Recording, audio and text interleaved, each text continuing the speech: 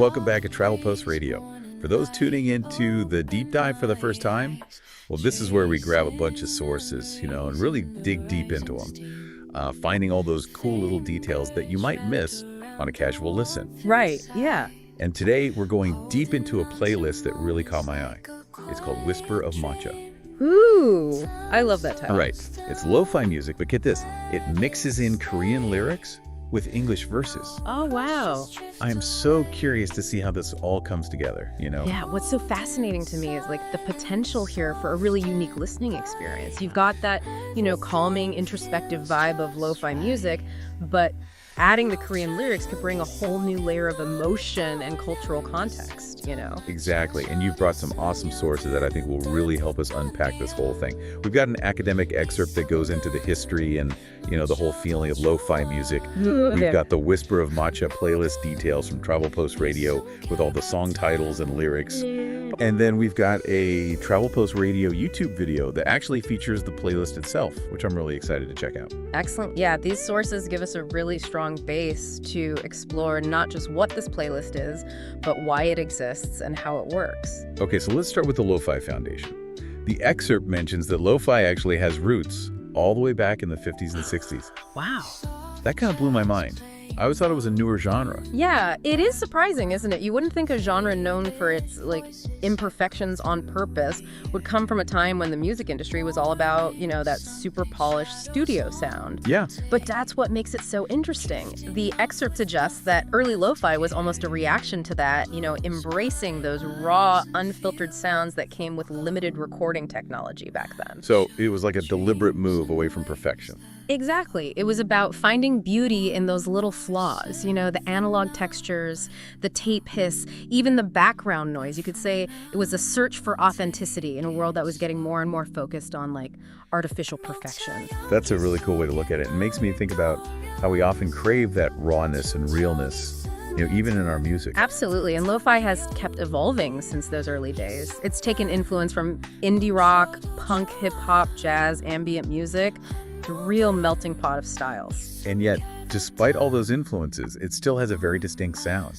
The excerpt points out those core characteristics, the relaxed beat, the jazzy melodies, the use of looping and minimalism, all wrapped up in that warm analog texture. And all of those elements work together to create a very specific atmosphere, wouldn't you say? It's music designed for relaxation, for focus, for introspection. Yeah. It's no surprise that lo-fi often gets paired with activities like studying, working, or just unwinding after a long day. It's like creating a sonic sanctuary for yourself, right? Indeed. A space to escape the noise and just be. Exactly, and that brings us to Whisper of Matcha. Looking at the playlist details you provided, it's clear that this playlist is tapping into that same desire for peace and tranquility. Even the title itself evokes a sense of calm. And the song titles totally reinforce that mood. Morning Brew, Green Escape, Tea House Memories, Matcha Sunset. It's like a whole vibe just from reading the track list. It's incredibly evocative, isn't it? And the choice of matcha with its cultural significance in East Asia, especially in tea ceremonies, adds another layer to this. It hints at ritual mindfulness and a connection to tradition. And then you throw in the Korean chorus in every song, and it takes on a whole new dimension. Wow. It's like they're building on that lo-fi foundation, but adding this element of cultural fusion and lyrical intrigue. And that's what makes this deep dive so exciting. It's not just about understanding lo-fi as a genre, but about exploring how Whisper of Matcha uses lo-fi's characteristics to create something unique and potentially even more evocative. Okay, so we got the lo-fi groundwork laid. Now let's get into the specifics of Whisper of Matcha. Okay. I'm really curious to see how they've used the Korean lyrics, especially alongside the English verses. Do you think there are any specific patterns or themes that emerge from the lyrics? Let's dive into that. If you look at the lyric sheet, you'll notice. Let's dive into that. If you look at the lyric sheet, you'll notice a really interesting pattern emerges between the English verses and the Korean choruses. Oh, tell me about it. It jumped out at me right away. It's like the English verses are painting these scenes, these moments, like waking up to sunlight streaming through the window, or that feeling of finally escaping the city rush. You nailed it. They're setting the stage, creating a visual and almost narrative experience. You can practically see those scenes unfolding in your mind as you listen. And then boom, the Korean chorus comes in, and it's like the whole focus shifts inward. Suddenly, it's not about the external scene anymore, but about the emotions those scenes evoke. You get this sense of longing, peace, sometimes even a touch of melancholy. It's brilliant, isn't it? You're transported to this external world through the English verses, and then the Korean chorus acts as a sort of emotional response, almost like a whisper of the soul. It creates this beautiful interplay between the tangible and the intangible. I was wondering if that was intentional or if I was reading too much into it. It's so effective, though. It's like the Korean adds a depth and complexity you wouldn't get with English alone. It makes you feel those emotions on a deeper level. And for those who understand Korean, there's an added layer of meaning and nuance, of course. But even without understanding the language, the beauty of the Korean, the way it's sung, the melody itself, it all works to convey the emotion. It's like a universal language of feeling. Okay, so we've got this theory. English for setting the scene. Korean for the emotional punch.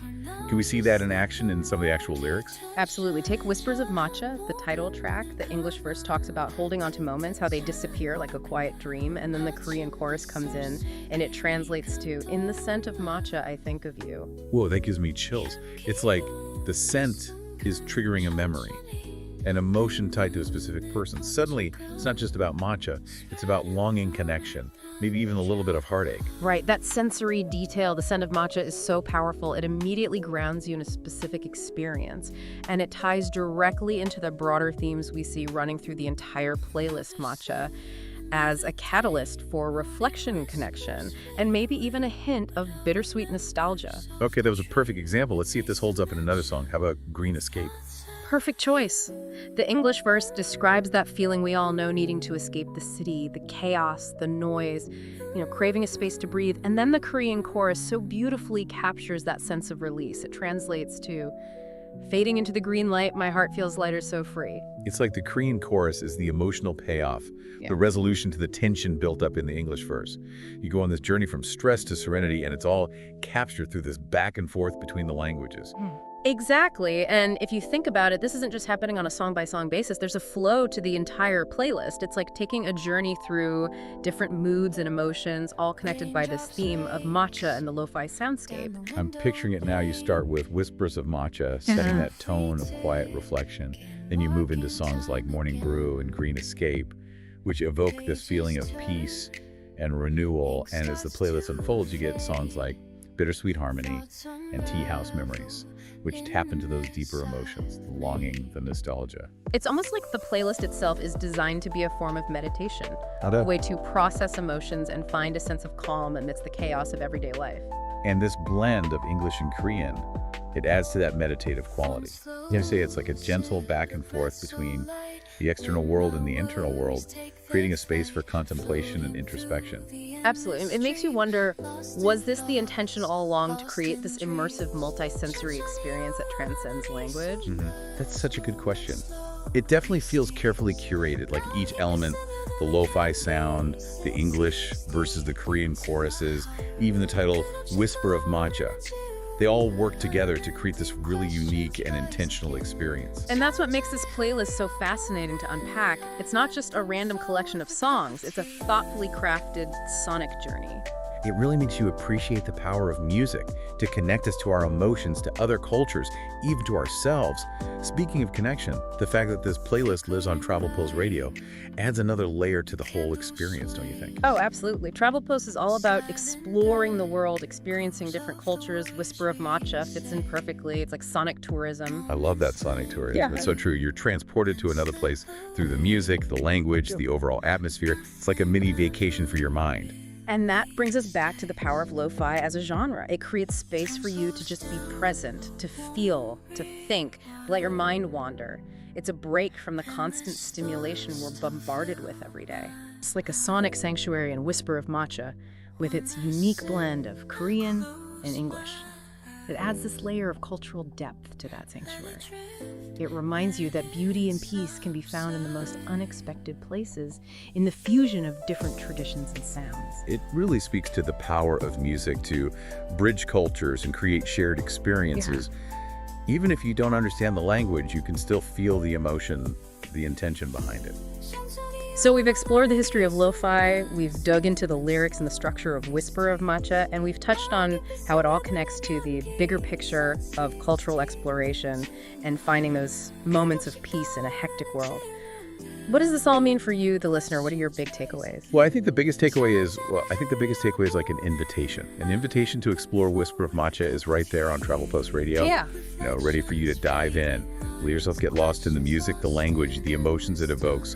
See what resonates with you, what memories or feelings bubble up. And hey, if you're feeling generous, share it with someone who could use a little bit of calm in their day. Pay it forward with good vibes. I love that. And speaking of journeys, I think it's time for us to wrap up this deep dive. But before we do, I would love to hear your thoughts. Drop a comment below and tell us what you think of Whisper of Matcha. Yeah. Did you discover anything new about lo-fi music? Did any of the lyrics particularly resonate with you? We're all ears. We always love hearing from you. And remember, this is just the tip of the iceberg. There's a whole world of sound waiting to be discovered. So true. And if you're looking for more sonic adventures, hit that subscribe button for Travel Post Radio. We're all about exploring the world through sound culture and travel. And of course, don't forget to give this episode a like if you enjoyed our deep dive into Whisper of Matcha. It helps others discover the playlist too. Until next time, happy listening. And maybe even brew yourself a cup of matcha while you do it. Cheers. Time slows down.